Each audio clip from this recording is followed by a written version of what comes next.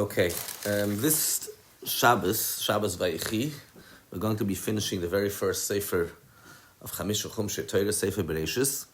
And Minig Yisrael is that when we finish Kriyas HaTorah, every Sefer of the Chamisha Chumshei Torah, the entire crowd announces Chazak, different Nischois, Chazak, when it's Chazek, depending on local custom. And one of the reasons why we announce Chazak, and it's even called Shabbos Chazak, when we finish a Sefer in the Torah, is based on a Medrash. And the Medrash says that Yeshua, Moshe Rabbeinu's successor, was told, Lo yomish Sefer Torah zemi picha, that the Sefer Torah should never move your mouth. You should always have the Sefer Torah in front of you and say the words of the Torah. Zog the Medrash, the Sefer Torah was always in Yeshua's basam. And when Yeshua finished reading from the Torah, the pasuk further says, the Chazak ve'ematz. Hashem told Yeshua, Chazak. Zog the Medrash, from here we see those. One concludes reading in the Torah, we tell him Chazak. Some people use this in terms of every time a person gets an aliyah, they tell him Chazak Baruch. And that's one interpretation of the Medrash. But some people use this, that when we finish a book, a full, entire, complete book, one of the Chamisha Chumshei Torah, then we say Chazak. And it's explained, this is based on the Gemara. The Gemara says there's certain things that need chizuk. Chizuk means you always need to have extra encouragement, extra strength, mechazik yourself, mechazik others. One of the things the Gemara says needs chizuk is Torah. Like it says, Rak chazak ve'amatz is paskin Yeshua, chazak b'Torah. We need to be strong in Torah. So when we finish a complete sefer, a complete subject of Chamish Chumshei Torah, we're giving Yidden an extra chizuk in their Torah, and we repeating this chizuk, chazak, and or 3 times chizuk, chazak means chazek. The crowd says it, the Baal Kodesh says it. This is encouragement to the person that gets the aliyah. That's the simple pshat, but it's also an encouragement for the entire crowd. Everybody's part of this recitation of chazak means chazek. There's even a meaning. There's a debate about this. But the meaning in many places is as the Oilel Torah, even the one that went up to be Oilel Torah, who is going to make a bracha, so it's a question of a hefsek. He also says chazak. So obviously it's not only about him, it's about the people around him as well. And that's how we finish the Torah. Now, if we're saying the chazak, when we're finishing the section in Torah, it obviously has to be linked with what was said just before. It has to be a positive, appropriate ending, that we finished the very, very last sefer. This sefer, we're giving a chazak on the sefer. This parsha, we're giving a chazak on. This section of the parsha, this pasuk, we're saying a chazak on. And it obviously can't be that the message in the last pasuk is opposite of the message of chazak. When we finish the first sefer in the Torah, which is the very first, it's the first one in order. That means that deep down it's the first one in Maila. It has some advantage over the other Sfarim of Torah. We're now giving a chizuk, kala, especially that kala has chala is kashas. Whenever you start thinking it's a bit more difficult, because now you're opening a chain, a sinner for all other hashpais of Torah. So we need an extra chizuk in the first sefer of Torah. So now you didn't get a chizuk in everything associated with Torah. Once there's a chizuk in Torah, it's a chizuk in the world. The Eibishter looked in the Torah and he created the world. And when a person looks in Torah, that's how he sustains the world. So when we get a chizuk in Torah, we get a chizuk in the world. And at the very, very end, we're saying, the last pasuk is giving you the extra chizuk, and that's going to give you the chizuk into the new sefer of Torah that we're going to be starting on Shabbos at Mincha. On the very same day, we're going to start Sefer Shmois in this case. Little kids also say chazak. In fact, they're very, very excited and enthusiastic about saying chazak. So the message of chazak is a message not only for the adults, it's a message for men, for women, for children. Torah tziv elanu Moshe merasha kilis Yaakov. Torah is a yerusha for every single yid, even for children. The halacha is that a child 1 day old who lost his father, he already has the ability to become a yerush, and he has the ability to pass on yerusha. In theory, if you would have he doesn't have any children, but he could have relatives that he passes on the yerusha. He's noichel umanchel. So little children also get the yerusha of Torah. Torah tziv elanu merasha kilis Yaakov. So they have to understand that this is a message that's important chazak message for the men, for the women, for children. The message of the very last pasuk that we just read in the Torah. And now if you'll pay attention carefully to the very, very last pasuk in the Torah, in this week's parsha, what's the last pasuk? I'll say it in English. Yosef passed away. He was 110 years old. He was embalmed, and he was put into an ark in Egypt. Chazak, chazak. I mean, a little child, when he hears this, he might know the story in the beginning of the parasha. He might not know, but if you know the story in the beginning of the parasha, that Yaakov asked Yosef, please do not bury me in Mitzrayim. Yaakov wanted to be buried, wanted to be buried in the Maras HaMachpelah. So first of all, he doesn't want to be here because he wants to be there, but he also doesn't want to be here in Mitzrayim. Mitzrayim is Erev HaSahara. It's an immoral place. Yosef, we're told he was placed in Mitzrayim. He's not in Maras HaMachpelah. He's not in Eretz Yisrael. In Chutz La'aretz, he's the lowest place, the depravity of the land, Mitzrayim. And he's not stam there. He was embalmed and placed in the Aron. Embalming is all about making the body stay intact. He died. He's in Mitzrayim. Yaakov can't even Mitzrayim even for a short moment, even on a temporary basis. Take him out right away. No, Yosef could stay there. But we have an ark. He's protected. He's embalmed. Embalmed is to make sure that the body is intact. Many years later, Yosef says, eventually you're going to leave Mitzrayim, which is going to take place many years later. No, only his bones. We're not even talking about his flesh. Take my bones out of Mitzrayim. Now, a pasuk before was a nice, beautiful message. Hashem is going to remember you and going to take you out of here. So you're talking about eventually we're going to come out of Golus. That gives you a bit of chizuk. But the opposite message, he passed away and he stayed in Mitzrayim. So what kind of message are we actually giving over here? What's the chizuk that we get out of this? So the chizuk, as we mentioned, is associated with the fact that we're starting now a new sefer as well, Parshas Shmos. And in Parshas Shmos, we start a whole new story that is a Golus coming. And it's going to be a koishi ashibud. It's going to be a very, very difficult situation, hard, back-breaking labor. Vayigash, they came down to Mitzrayim already, but in Vayigash, it says, Vayeshev Yisrael, the very last pasuk of Parshas Vayigash, Yidden was sitting b'shalva peacefully in Goshen, Memeta, Va'aretz, the best place of the land. Vayachazuba, they had a proper achiza and an achuza, two Perushim Menashe over there. They had an inheritance and they grabbed it and they held it and they were there. Vayifru, Vayibru, Moed, they multiplied. The best years of Yaakov Avinu were in Mitzrayim when they were sitting settled in Goshen, such a beautiful, nice place. Parshas Shmos says Yosef passed away and his brothers passed away and the entire generation passed away. And now, as long as one Shevet is still alive, there's no Shibud, but now starts, Shibud Mitzrayim starts now. So before we start off the Shibud Mitzrayim, we need a special chizuk. And the chizuk is Vayisam Ba'aron Mitzrayim. Yosef is the one that sustained the entire Klal Yisrael. Klal Yisrael are called in Tehillim Yosef because Yosef sustained them. Noyei Katsoin Yosef is a pasuk talking about Klal Yisrael. The Eibusher leads us like sheep in a positive way.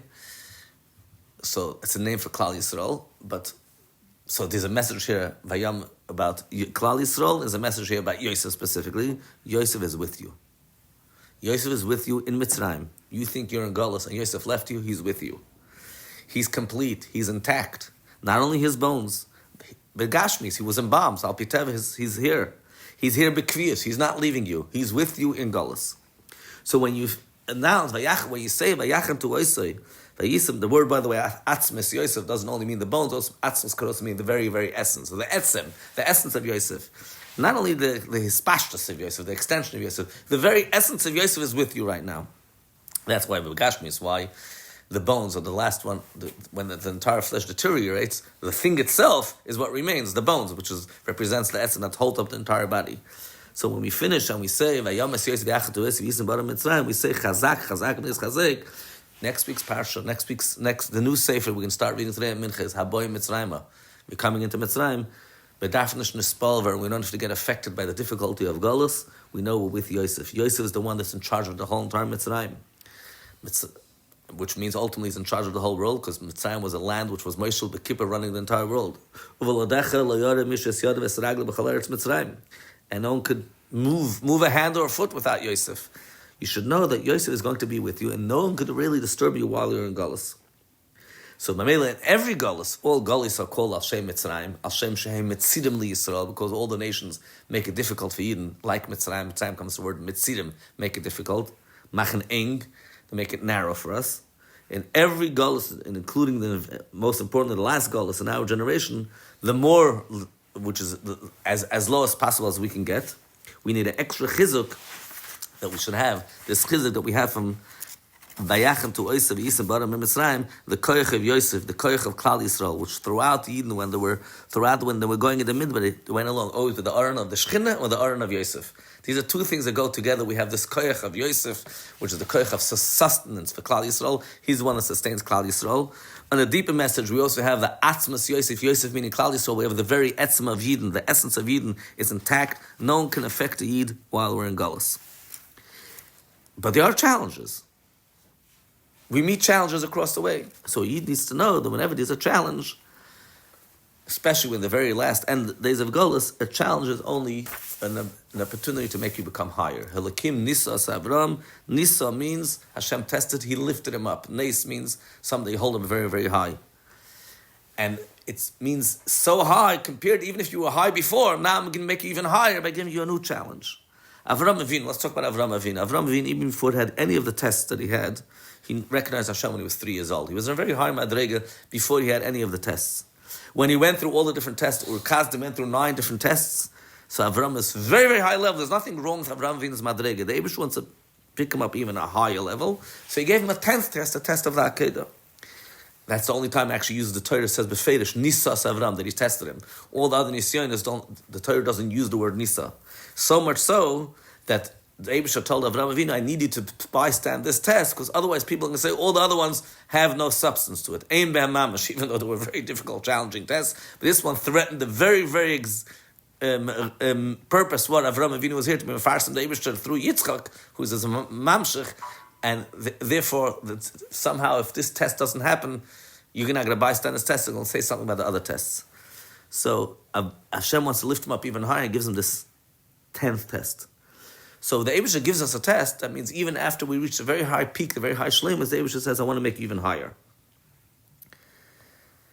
Chazal say that if Yidden wouldn't have sinned, the Eibusha would give them only Chamish Chumsha Torah and Sefer Yeshua.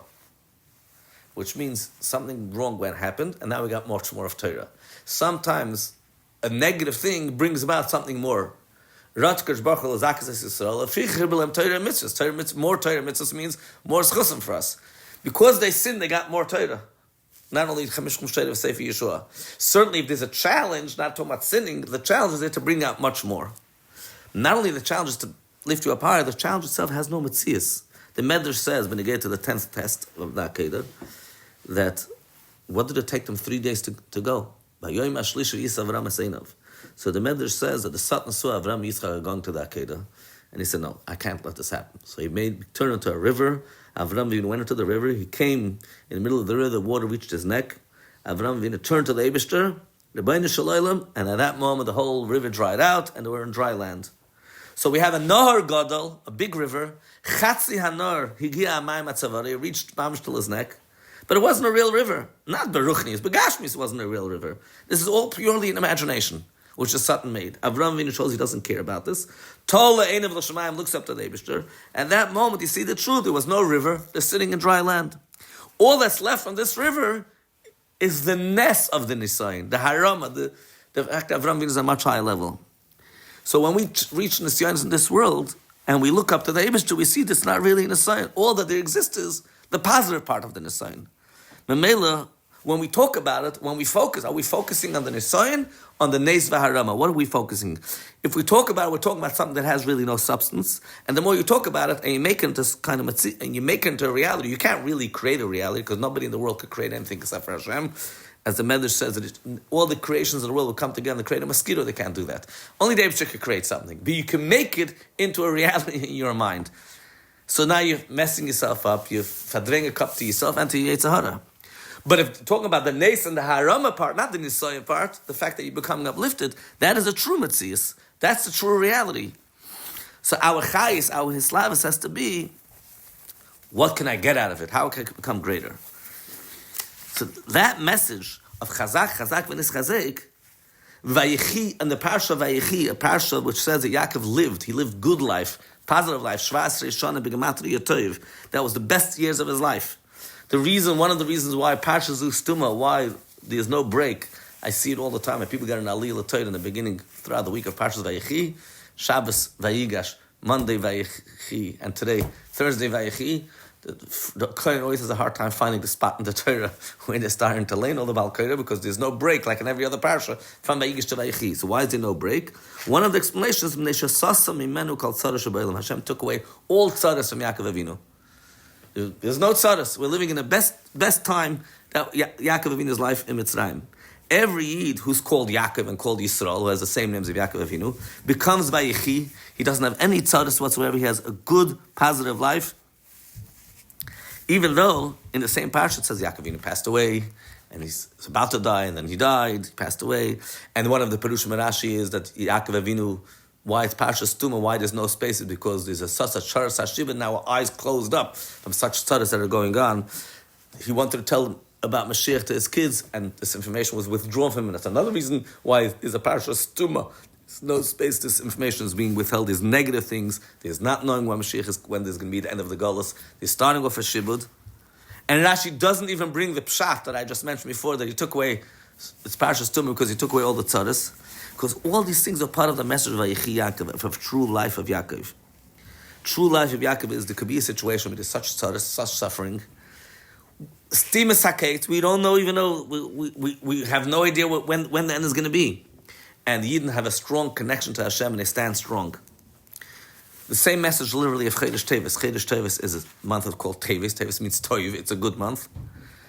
And it's a very negative month. The beginning of the Churban started Asar B'Tevis, because the purpose of the fast, of the tzaras, of the Churban, of the Golus, was in order to get to the ultimate good. Asar B'Tevis is called Etzem Hayoim Hazeh, the very, very Etzem of Tevis, the essence of good. Parshas Vayichi is a parsha which starts off all Golus and start off. Mitzrayim is the beginning of all Golus.